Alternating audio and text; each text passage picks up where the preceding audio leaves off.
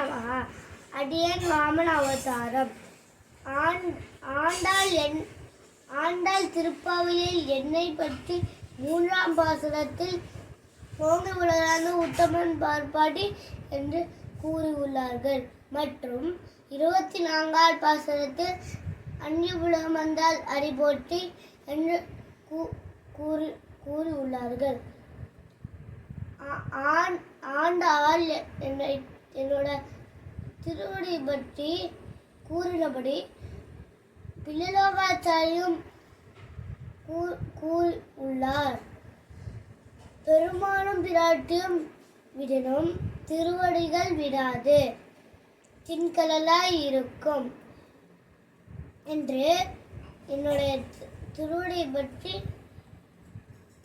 கூறியுள்ளார்கள். ஸ்ரீமதே ராமானுஜாய நமஹ.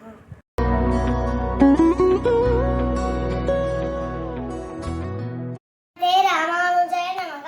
அடியேன் ஆண்டாள். இவர் அடியனுடைய தகப்பனார்.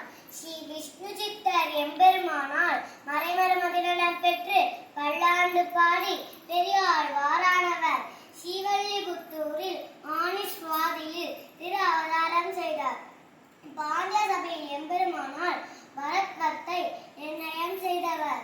ஸ்ரீவல்லிபுத்தூரில் வடபத்திரசாயி எம்பெருமானுக்கு புஷ்ப கைங்கரியம் செய்தார். தன்னுடைய பொங்கும் பரிவாரே கண்ணனுக்கு திருப்பல்லாண்டும் பெரியாழ்வார் திருமொழியும் பாடி விஷ்ணுவை கொண்டாடுவார். இவரை தந்தையாக அடைந்ததற்கு அடியேன் பெற்ற பெரும் பேர். ஆண்டாள், அடியேன்தான் பெரும் பாக்கியம் செய்தேன்.